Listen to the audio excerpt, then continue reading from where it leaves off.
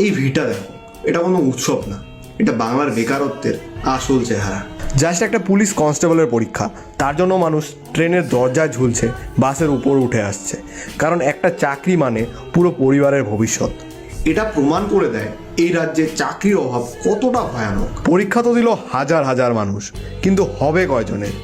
Interview কবে? Result কবে? আর তার মধ্যে পিসির আপন ভাই সেবিকরা তো আছেই। সমস্যা পরীক্ষায় নয়, সমস্যা হচ্ছে পশ্চিমবঙ্গের যুবকদের ভবিষ্যৎ নিয়ে সরকারের কোনো পরিকল্পনাই নেই।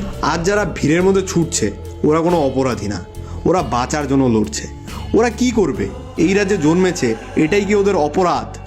সবাই জানে চাকরি দিচ্ছে শুধু এসএসসি আর আর্মি, কিন্তু সব ছেলেরাই তো আর সেখানে যেতে পারবে না।